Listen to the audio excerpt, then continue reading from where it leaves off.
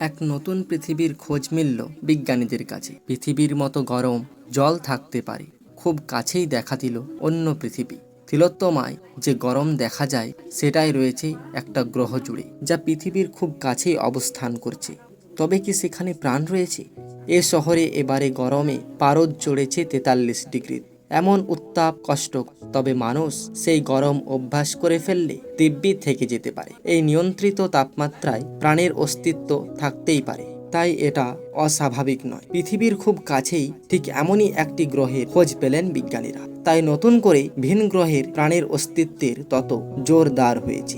গ্লিস 12b এটাই নামকরণ হয়েছে এই নয়া খোঁজ মেলা গ্রহের, যা আয়তনে পৃথিবীর চেয়ে একটু ছোট। শুক্র গ্রহের আয়তনের সঙ্গে তার দারুণ মিল। পৃথিবী থেকে মাত্র 40 আলোকবর্ষ দূরে অবস্থান করছে এই গ্রহটি। বিজ্ঞানীরা মনে করছেন গ্রহটি মহাশূন্যে ভেসে বেড়ানো অন্য গ্রহদের তুলনায় অনেকটা ঠান্ডা। 42 ডিগ্রির মতো তাপমাত্রা এই গ্রহটির এক নতুন আশার সঞ্চার করেছে। বিজ্ঞানীরা মনে করছেন এই তাপমাত্রার কোনো গ্রহে জল থাকাটা আশ্চর্যের নয়, আর জল থাকা মানে প্রাণের অস্তিত্ব খুঁজে পাওয়াটাও অস্বাভাবিক নয়। পৃথিবীর এত কাছে এই পৃথিবী নিয়ে তাই বিজ্ঞানীদের ক্রমশ কৌতূহলের পারদ চড়েই চলেছে। শুধু যেটা বিজ্ঞানীদের কাছে এখনো পরিষ্কার নয় তা হলো গ্রহটিতে কি আদৌ কোনো বায়ুমণ্ডল রয়েছে। যদি বায়ুমণ্ডল থাকে তাহলে প্রাণের অস্তিত্বের সম্ভাবনা অনেকটাই বেশি, কিন্তু যদি না থাকে তাহলে কোনো প্রাণের অস্তিত্ব খুঁজে পাওয়া যাবে না।